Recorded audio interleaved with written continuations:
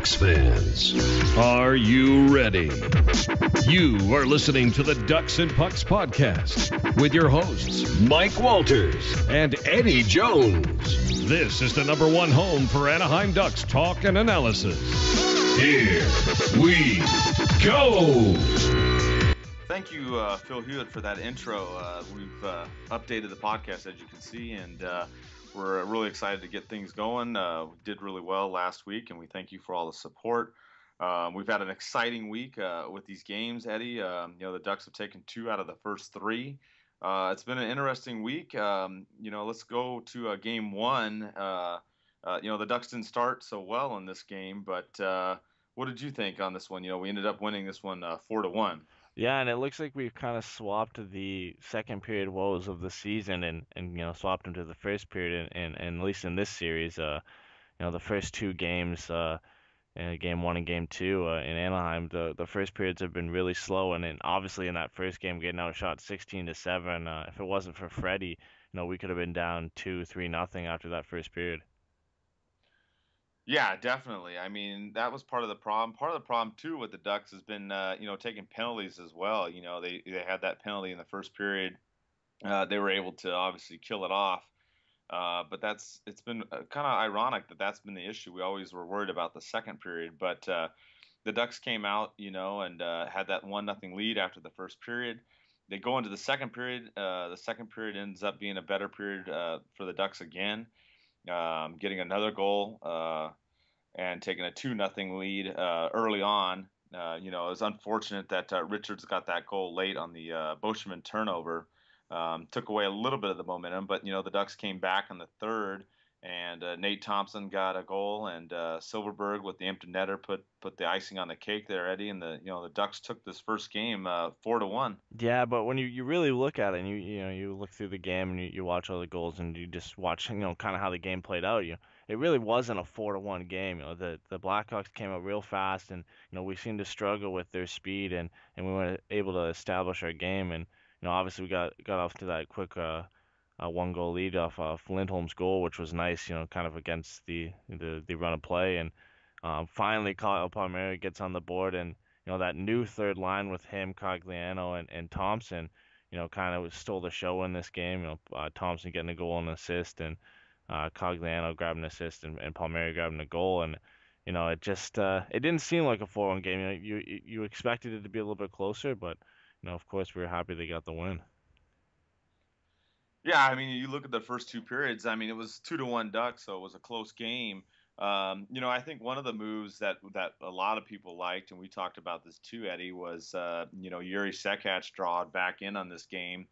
Ended up playing with Raquel and Edom, the fourth line there, and they had a good game. I think the extra speed helped the Ducks out in this contest. Yeah, and they're not afraid to be physical either. They're not really big guys, but they didn't get on the score sheet, but that energy and speed they bring, and it just seemed to slow down the play, for the Ducks at least, just to slow down the Blackhawks speed and counter it with some of our own, and that opened up space for the Thompson line, and it seemed to get them going. They had a little bit more space to work, and we're the big line in this game. And props to Kessler's line as well. We've seen offense from them for most of the playoffs so far, and Kessler did a great job shutting down Taves that line, and Kane was pretty much non-existent as well. Yeah, I mean, you can't discuss enough the way Kessler's played, in these playoffs. I mean, we'll talk about the other games as well, game 2 and 3, but even against Calgary, against the Jets, and now against Chicago, Kessler's been one of the best as far as playing defense, in addition to winning the faceoffs as well. And I think having him in there and the ability to match up, the Silverberg, Bolesky, Kessler line against, the Taves line, has been key, in this game and obviously in the series, because, they can provide offense, but they can provide defense too, Eddie. Yeah, and if you had to give the start to anybody in this game, you got to give it to Freddie because, barring that giveaway by Boschman, this is a shutout for him, and a 32 save performance. It's he's been one of our best players all playoffs, and just continued it into this series against the Blackhawks. Yeah, I mean, of course, Freddie, you can't say enough about him as well, with him standing on his head in this game, and as we'll talk about in the other games as well. I mean, 32 saves, almost had a shutout, as you mentioned, that unfortunate turnover that they got the one goal on. But he's really been in the zone, and I like his positioning. I like his lateral movement, the way he's been making the glove hand saves. He hasn't really given up a lot of rebound attempts, not in this game or in the other games, and it's been huge. The ability to stop the puck and for the Ducks to get it and get it out of the zone quickly has really limited the second opportunities for the Blackhawks.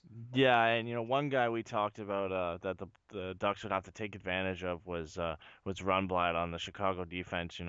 We knew they were going to use mostly their four big horses, especially with Roosevelt out, and Runblad was one guy that we talked about that they would need to jump on, and you saw Bolesky doing a great job in front of the net on Lindholm's goal, and again on the Palmieri goal, Runblad was victimized, and he was on the ice again, for the Thompson goal. He was pretty much victimized all night, and a great job by the Ducks defense, and the big checking forwards to pick out a weakness in their defense.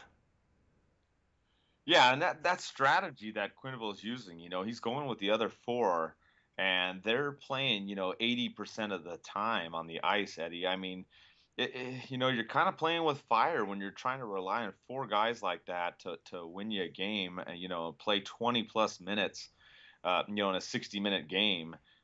It's a dangerous strategy, and we'll get to it later, but it looks like they may try to address that in game four. Yeah, and when you look at how far the game went in game two to triple overtime, and some of the minutes that these guys played, not just on the Ducks, but you look at the minutes that the Blackhawks D ended up playing. I believe Keith played just 9 seconds shy of 50 minutes. Yalmas and Seabrook played 47 each. Oduya had 46. And then you look at the other guys. Comiskey jumped in for Runblad in this game, and he only played 18 minutes, which then and in a normal one game that's for a bottom pairing guy that's respectable, but for a triple overtime game and he's only played 18 minutes. That's putting a lot of pressure on your other guys, and Timonin's the other guy that's paired up on that line, and he only played 16 minutes. So, they've ate up a lot of minutes so far in those first two games. Yeah, and I was at game. No, obviously I was at both games, but game two was a marathon. We got there at Honda Center at 5:30, right before the game start time, Pacific time, and ended up not leaving till about 11:30. This was kind of interesting because in the beginning of this game they were showing when the Ducks made their run back in '03, and the overtime game that they had against Dallas that went five overtimes. And it just was kind of ironic. They were showing all these highlights from the '03, year, and then here we go in this game, and who knew that it was going to be, a 2-for-1 special, Eddie? Oh yeah, I know, and this game almost seemed like it could never end. We knew it was gonna be a garbage goal to say that would finish the game, but Freddie and especially Crawford in this game, they were just unbelievable. Some of the saves they were making, Crawford great glove save on Perry in the slot, and just Freddie playing amazing. This game could have gone 4 or 5 overtimes if it wasn't for that sloppy play in front of the net that led to the Kruger goal. Yeah, and it was unfortunate, like you said, the post, as many people were talking about, was Chicago's friend because, we rang it off that at least 5 or 6 times in the game. I think three in the overtime. One of them, the puck went so high that it landed next to us in section 415, which, that rarely happens. That was on one of Getzlaf's shots that hit like the corner of the crossbar in the post back in the beginning of the game. But it was frustrating to see. The Ducks had so many chances, and you just had that feeling that we kept trying to score and score and get it in there, and then they came up short. And just they got a quick counterpunch opportunity, and towards the end of that third overtime, and Chicago scored. And you see that sometimes, Eddie. You get a bunch of chances, you don't cash in, and then it's just one play does you in like that. Yeah, and you got to look back to the first period to find out how this game really went wrong. And another slow start from the Ducks and getting into some penalty trouble early, which killed them in this game, getting those two power play goals from Shaw and Hossa. And they were able to dig themselves out of the hole and get the game tied with Cogliano getting that goal in the first period and then Perry getting it late in the second. But it's hard to dig yourself out of that hole when you go down 2-0 and you play such a slow start. But like they did in game one, they were able to pick it up and they had a really strong second period. Only unfortunately only get that one goal. They outshot the Blackhawks 19-7. Continuing into the third and through it overtime, like you said, hitting the post three times. They just couldn't. Crawford was on his game, and they just couldn't get it past him. Yeah, and that's been the reoccurring theme, Eddie, is that first period. It seems like the Ducks have just kind of come out slow. They took some bad penalties, like you said, and Chicago was able to cash in on those. And it's just something's going on. I don't know what it is, but we're just not coming out strong enough in that first period, and we're playing physical, which we should, but we're almost playing a little bit too physical, and any little thing we do, it seems like we're getting called a penalty for it. I mean, granted, some of the penalties that occurred, it was just some bad mistakes by our guys. Yeah, Stoner was one of the guys who was victimized in this game, especially by the fans, and for a good reason. In this game, he took a couple bad penalties, and everybody's calling for Wiz to get in the game, but like you said, bad penalties will bury you, especially against this team. Their power play hasn't been that great this playoffs, but they've got some guys that can hurt you, and you get Andrew Shaw and Marian Hossa getting those power play goals, and it's hard to keep them off the board forever. Yeah, and I mean, and the Ducks have done a great job. We've talked about that. In game one, Kessler shutting down the Taves line, and Kane, he's had some chances.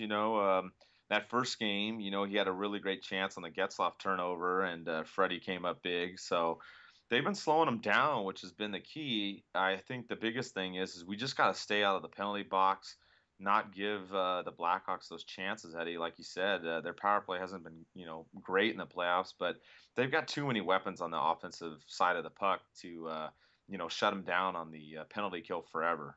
Yeah, and we saw a play that, in all honesty, I've never seen in hockey in my life. And in overtime, you saw Shaw actually headed in soccer style into the net, and obviously the goal was waved off. But what did you think of that play? It's similar to kicking it in and gloving it in, so I think they got the call right. I've just never seen anything like that in my life. Yeah, I mean that was a crazy play, and I remember at the arena when it happened. A handful of people started to get up and leave, and I was like, "Hey, you don't leave. That's not a goal." I originally thought it was high sticked because it was at the other side of the rink where I was at. From just the quick angle I saw, but I could tell something weird had happened because you had seen the puck go up in the air, and all of a sudden the angle shot downward. So I wasn't sure if it was a stick or a glove at first, but then obviously you saw him, headbutt it in, and under the NHL rules, you can't do that. You can score a goal if the puck goes off your skate or glove or even your helmet, unintentionally, but you cannot directly guide the puck into the net like that. And there was a lot of funny photos and a lot of funny things coming out about it. I was just more cracking up about when the entire Chicago team came out on the ice and celebrated, and I was just like, "That's not going to work." This isn't a good goal, but it was just funny to see them celebrate, then have to go back to the bench, Eddie, and then we had to play on. Yeah, and it was really a game that you could see everything, and when you get two games in one, you're pretty much going to see everything you could get. And Perry was up to his shenanigans again, holding Host's stick and taking it from him and then dropping it right in front of him, and that vine or the GIF pretty much went viral on Twitter all night. Oh yeah, there was all kinds of stuff going on, and I mean, this when you watch these games, and when you go into the first overtime, it's one thing, but when you start going into the second and third overtime, these guys are getting worn out, and you can tell. I mean, that's kind of what happened even on the game-winning goal for Chicago. The Ducks didn't really get back on their checking on that one, and that kind of gave them the rebound opportunity to score, and that's kind of what happens.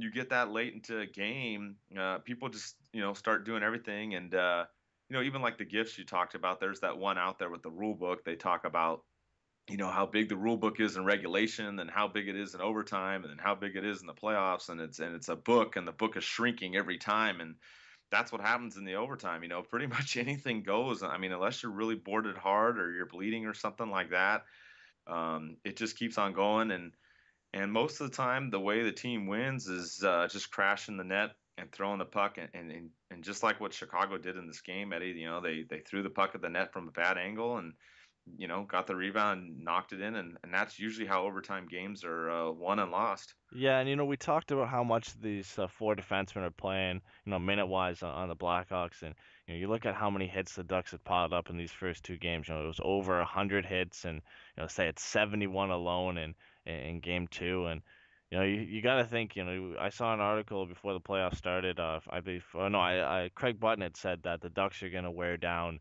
the Blackhawks and they're going to win in 6 or 7 games, and we're seeing it right now that when you're only going to play four defensemen and the Ducks are going to be physical like that, and forechecking on every play and finishing their checks whenever they can, this is going to wear them down, and we're going to see that in games 4 or 5, if it goes even farther than that. Yeah, I agree. That's the one thing I don't think that strategy is going to pay off on the defensive side, trying to play those four guys so much.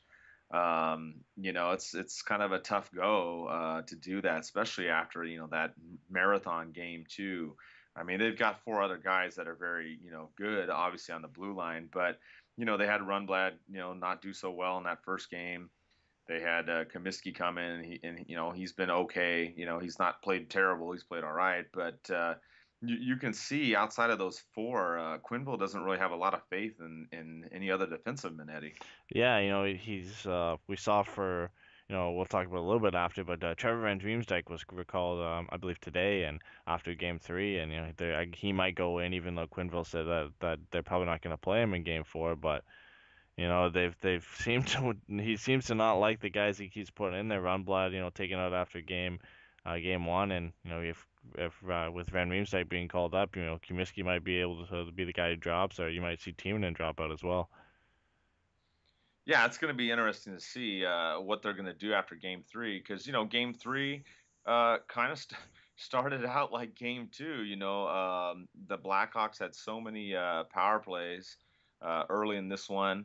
The Ducks came out of it, unscathed, really. I mean, it was 1-1. They got the first goal by Patrick Maroon with only about a minute left, because there was a penalty on the Ducks and then a penalty on Chicago, and the Ducks had about a minute 16 of a power play, which was their only power play of the game. Which we'll talk about the disparity in the calls a little bit later. But coming out of that first period with all those penalties, not they didn't play. The Ducks didn't play terrible in this period, but again, they took a lot of penalties, Eddie, and luckily, Simone Dupre with his first playoff goal, the game-winning goal, with just less than a minute in the second period came through, and then the Ducks basically held the fort down in the third period, with Chicago really storming the castle, so to speak, in the last 5 minutes of the game. Yeah, and I think like you said, that I don't think they started as slow in the first period as they did in games one and two, and they did a really good job blocking the shots. I think they just got behind in the penalties they took. I'm not going to blame the rest for it, because Corey Perry's call, that was in the first penalty, that was tripping, and they killed it off, which was good, and then Kessler's holding against Jonathan Toews, even though it was a weak call. A minute or so later, they called Hossa for holding against Getzlaf, and it was pretty weak as well. But then you get into this 4 minute double minor where Silverberg high sticks Taves, and he's apparently bleeding, but they wait 15-20 seconds after to go over and check if he's bleeding, and he's got plenty of time to bite his lip or cut his lip, and there wasn't much blood. But then, in the end they called a double minor. But what a huge kill by the Ducks to get that, kill that that penalty kill off, kill that power play off, and get on with the game. Yeah, it was. It was huge, Eddie, that they killed off, all those penalties in the first period. I think it was unfortunate though, because that playing down 4 minutes, it kind of wore out the Ducks a little bit, and then Kane ends up getting that goal late in the first period.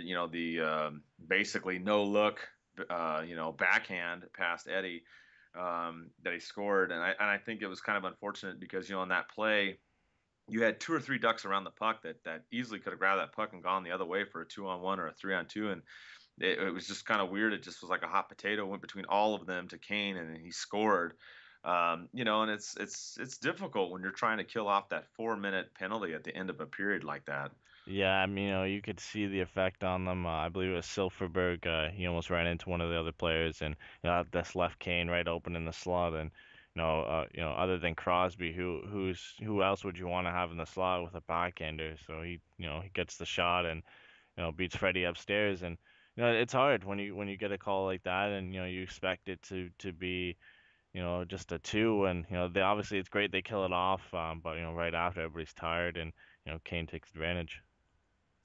Yeah, exactly, and I think you're right. There were a lot of fans upset about that penalty too, for a lot, good reason. It looked like Silverberg obviously got a stick up there, went up the side of the helmet and the face shield there, and it hit Taves in the ear. But I don't really see any blood on there, and there were all kinds of funny tweets and photos about ketchup and Chicago pizza sauce and all kinds of hilarious things that I saw.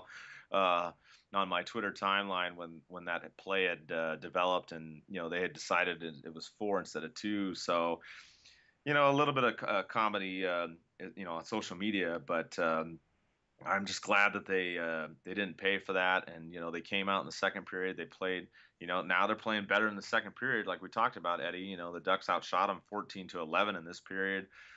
Simone Dupre with that nice shot. Crawford was. Had some players in front of him, a little distracted, didn't quite get over in time, and provided the game winner there by Dupre. Yeah, I mean, and then they go into the third period, and they just look so comfortable in the third period. They feel at home. They're able to just hold out and close out the lead. They played a little too defensive. I think they were just holding on for the lead, but they've done a great job in these playoffs, outscoring opponents 18-3 in the third period, and just being able to close out these one goal games. You saw it all season.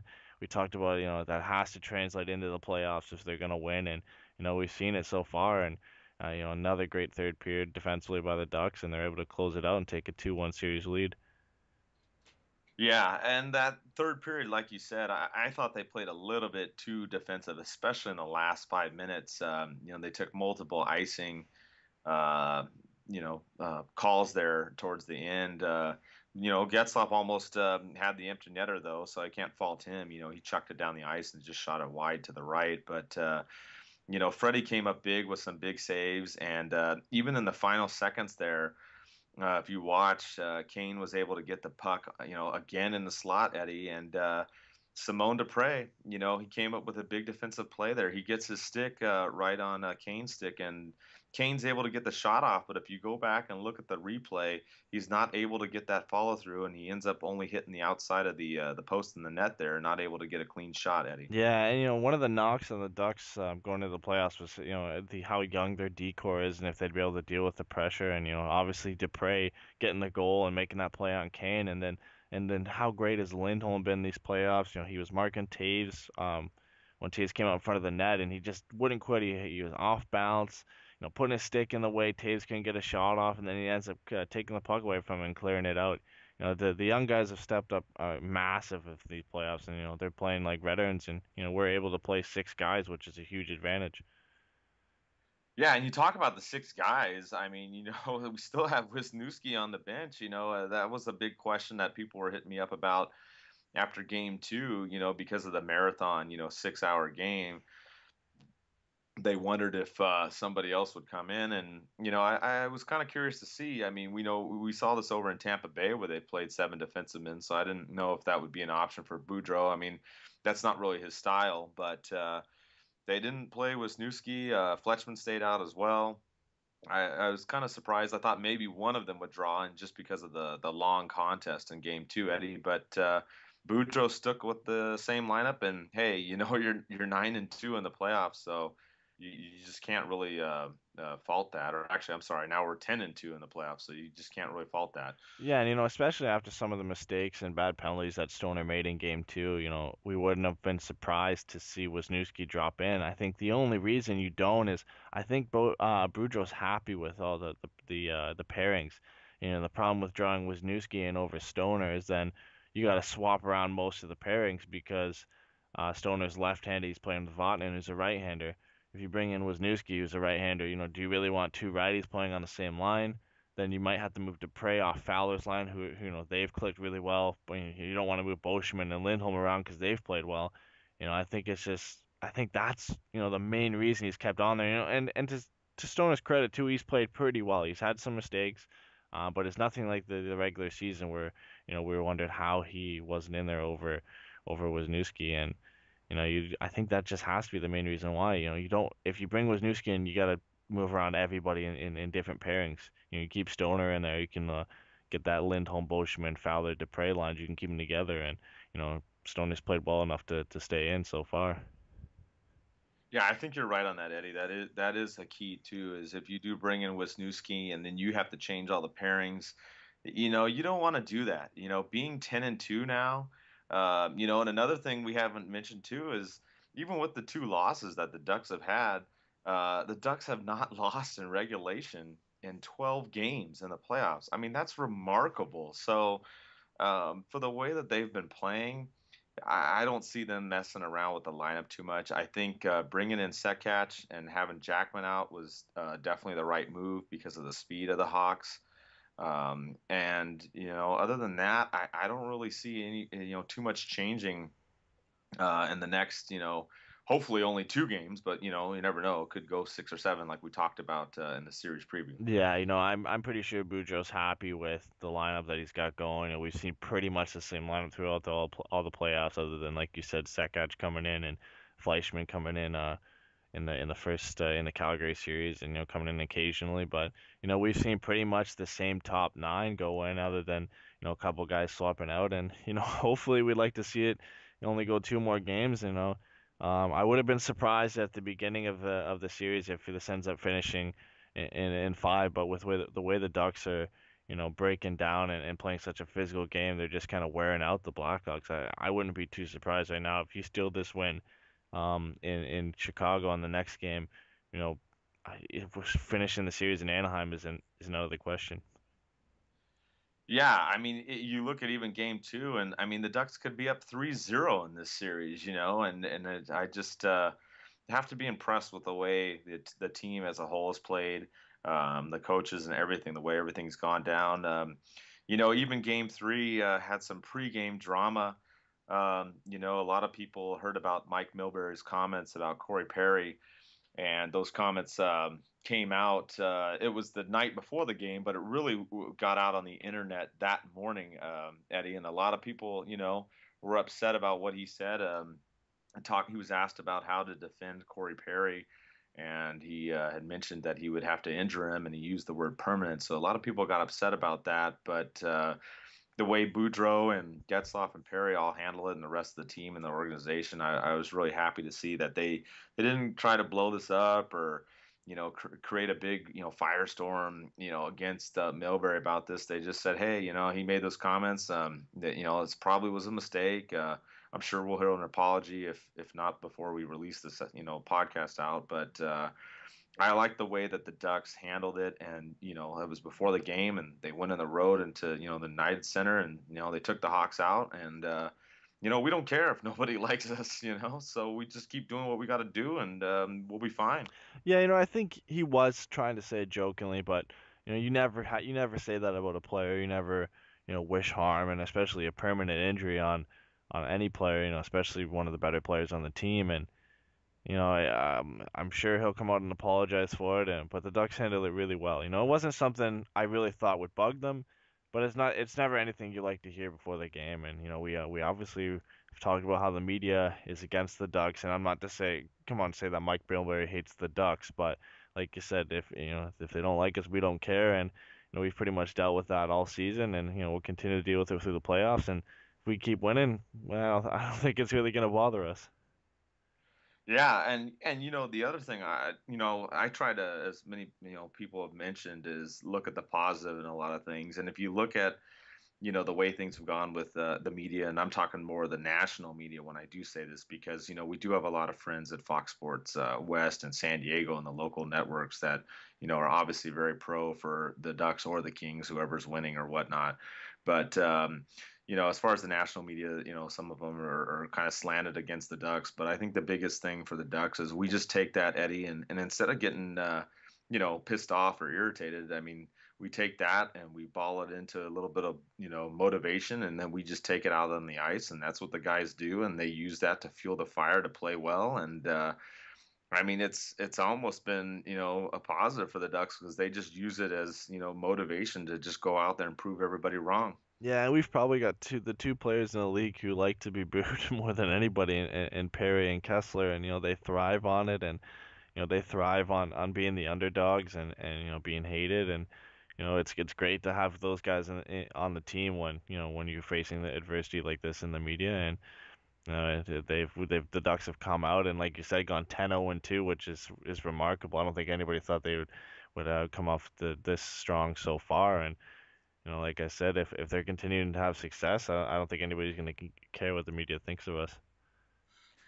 Yeah, and that's been the key, and they've talked about that too. The post-game interviews and Game 3, they talked to Getzloff, and that was a big thing. He said, "Is what, we're cool and we're calm, and each game we stick to the game plan. We do what we got to do, and there's no panic. And after the game's done, we just get right back on it. I mean, this team has laser focus. I've never seen this Ducks team this focused other than back in 2006, 2007. And we all know what happened that year. So there's good things on the horizon for this team. They have the right mentality. We have the right pieces to the puzzle. And as long as we keep doing what we're doing, stick to the game plan, get in on the forecheck. The only real chinks in the armor I've seen, Eddie, has been taking some extra penalties and a few turnovers here and there.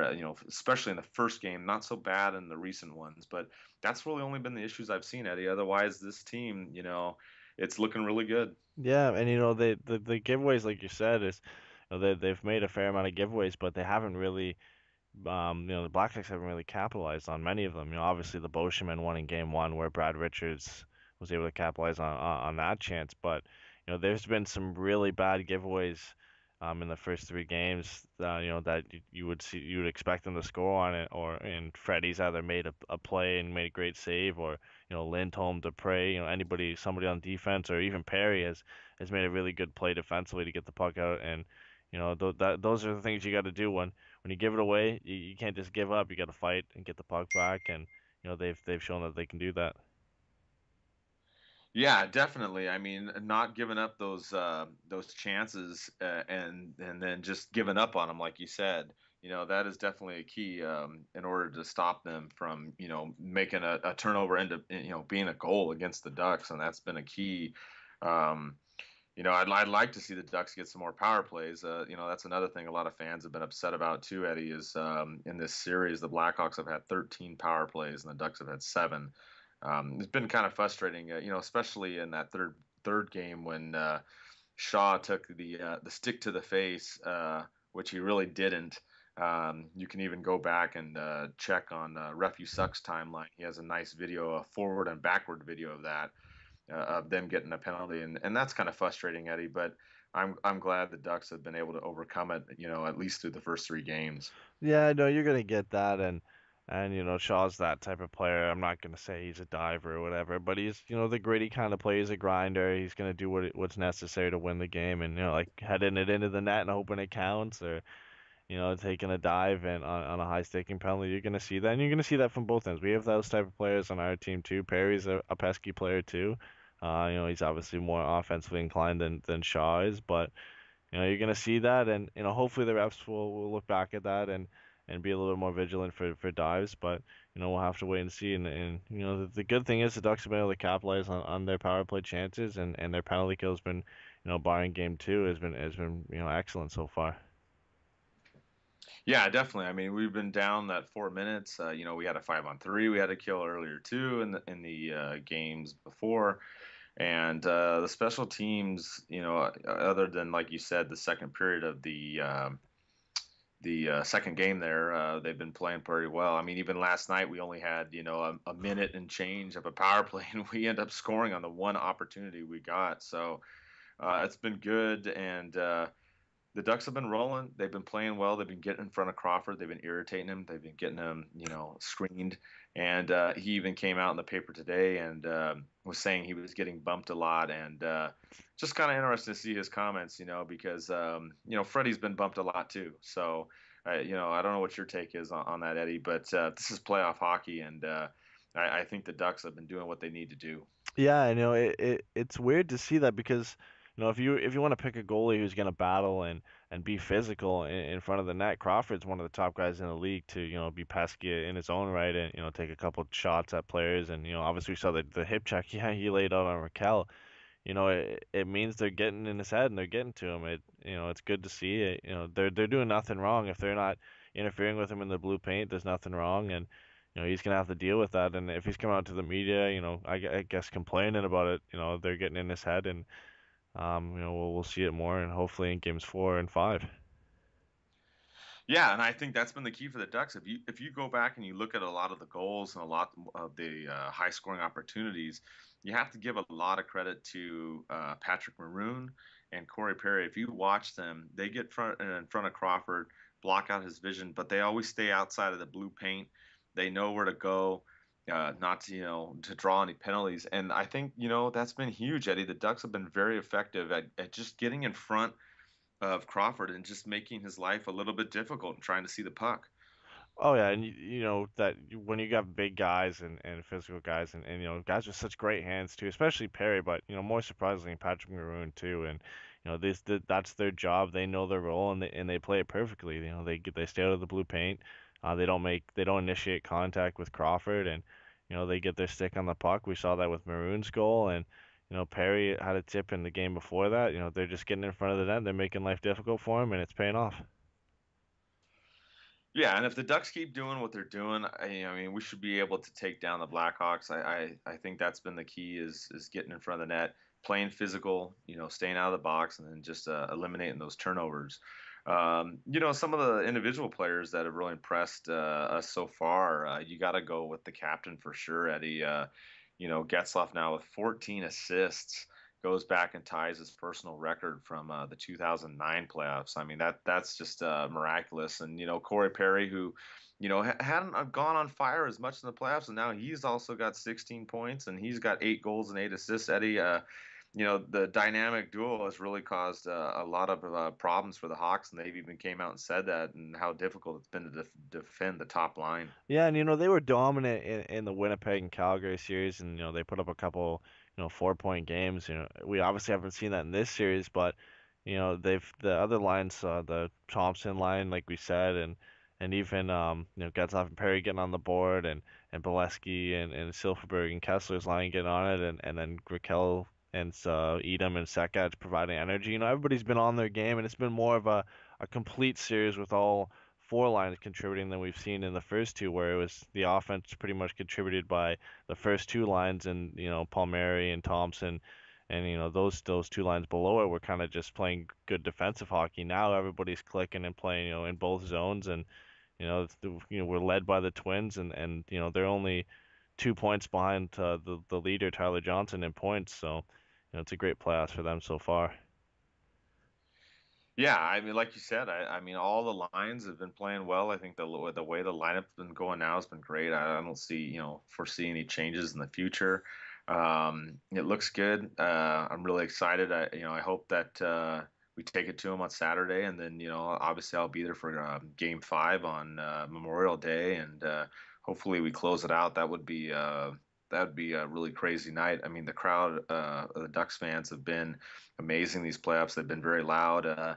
They were at the watch party for Game 3, and I was told a lot of people showed up for that as well. I had summer school, so I couldn't go to that, but I want to get to one of these hopefully soon. But it's been an overall good performance by the team. Same with the fan support.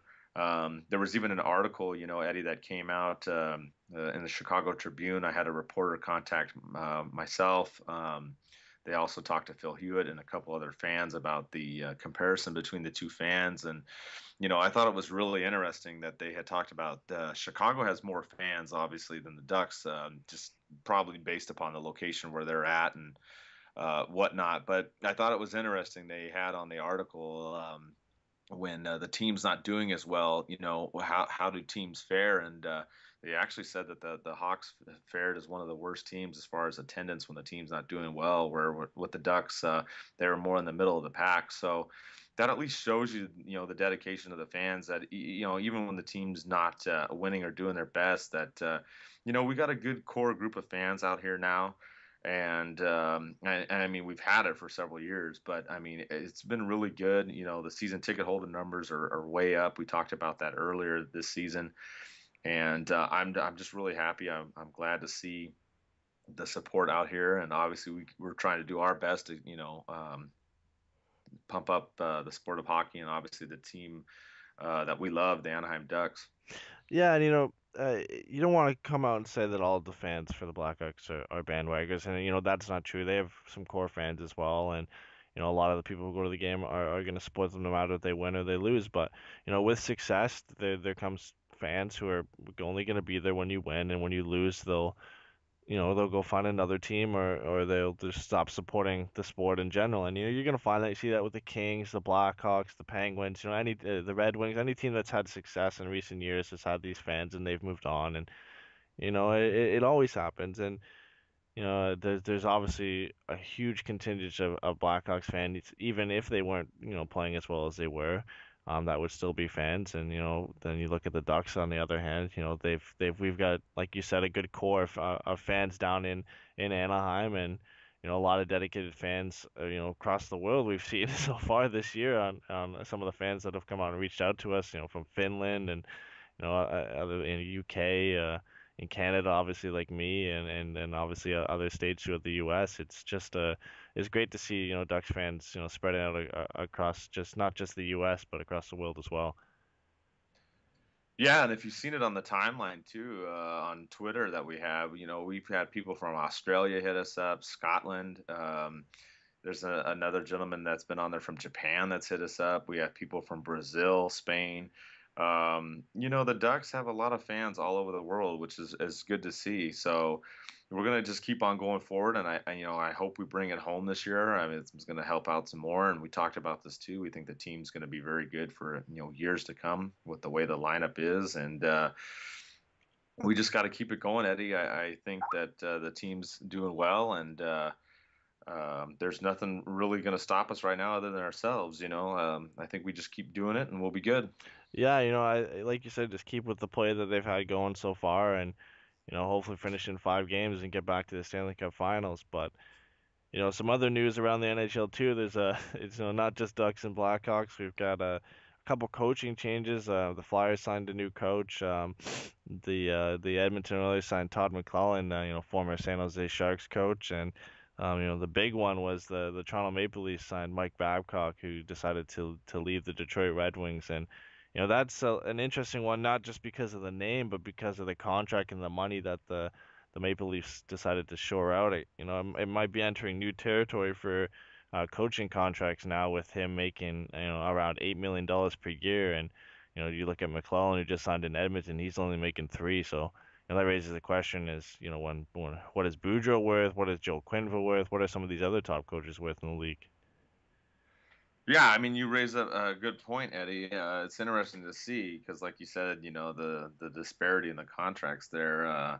It's going to be interesting to see what happens in Edmonton. I think McClellan's going to help him out. Obviously with San Jose, they've won several Pacific Division titles. Obviously, they never won the Stanley Cup.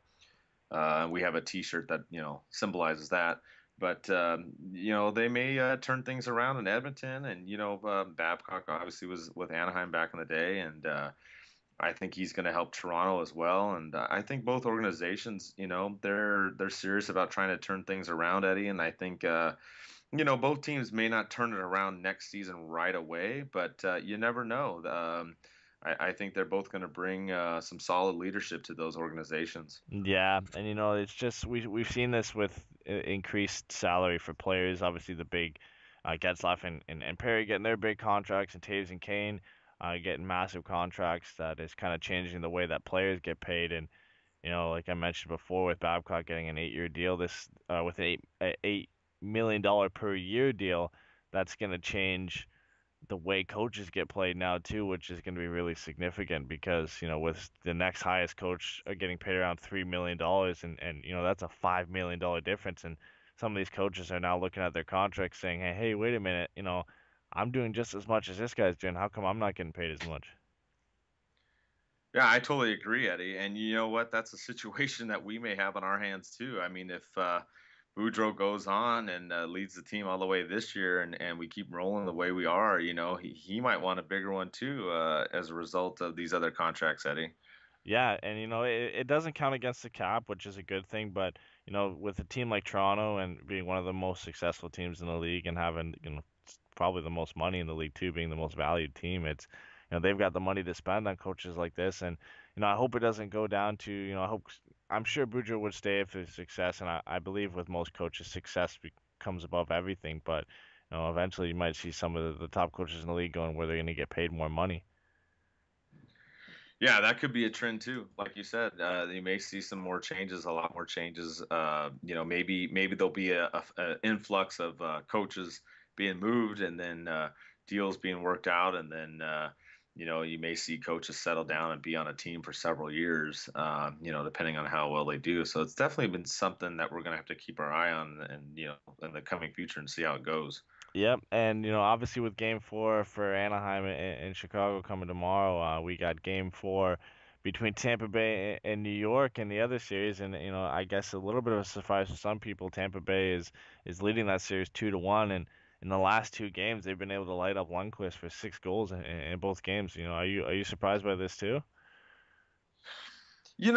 I'm not surprised that Tampa Bay has been winning. I mean, even in Game 1, they battled down to the last, couple minutes, and a redirection was the reason why New York won Game 1. So I'm not surprised that Tampa Bay has been winning this series, Eddie. But for the amount of goals that they've gotten past the King, yeah, I mean, to put that many back, behind them in those two games, I mean, I don't think anybody would have, even Tampa Bay wouldn't have expected that.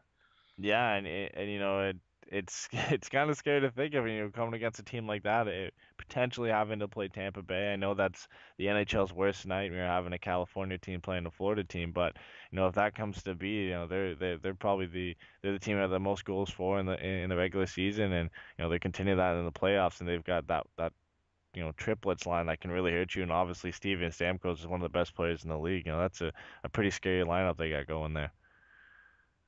Yeah, I mean, if the Ducks were to meet Tampa, I mean, yeah, I think as far as media wise, the NHL and the commissioner are going to be upset because they're not going to have their Hawks and Rangers, final. But yeah, I mean, to talk about that, I mean, it's a little bit early, obviously. There's still plenty of time left in these series. But if it was the Ducks against the Lightning, I think you're going to see a really high tempo north-south kind of a series, and a lot of scoring chances. I mean, I think that would be, just a really, really fun Stanley Cup final, with chances on both sides, and a lot of speed, a lot of momentum, a lot of counter punching, 2-on-1s, 3-on-2s. It would definitely be exciting. I mean, if that's, what happens. It's a little early, but, that's the way I would see it, Eddie.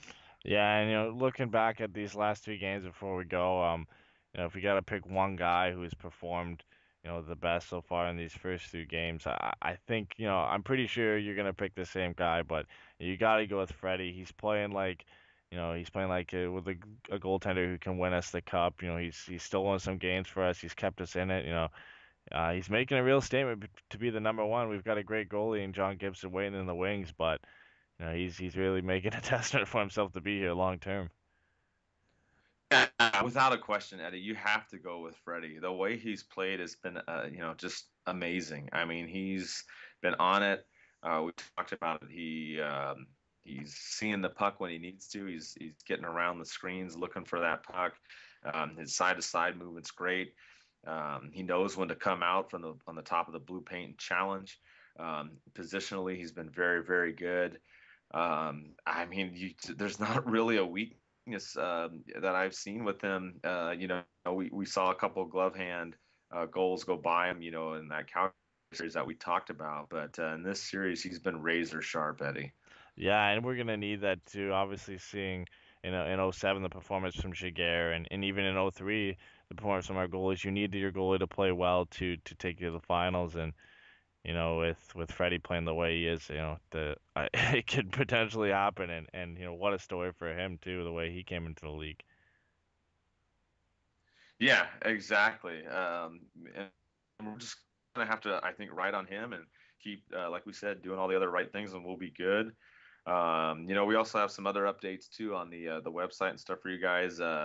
If you saw, we were on Roto World this week. We've been getting bigger and bigger and bigger. So that was one good thing now that we've actually been cited as a source for something. So that was a huge positive this week. Along with obviously in one of the largest papers in Chicago as well.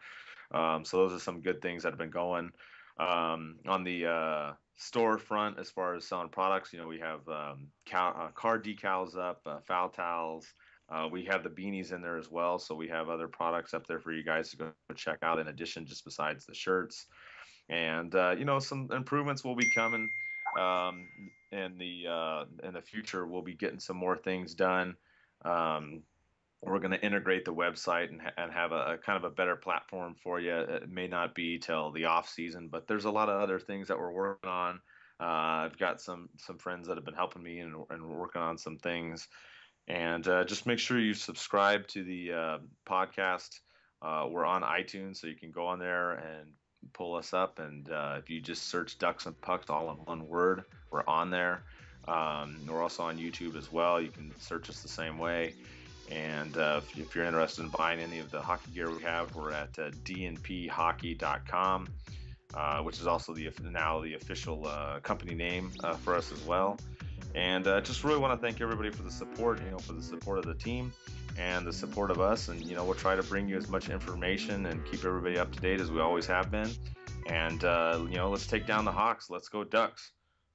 The Anaheim Ducks are the Stanley Cup champions.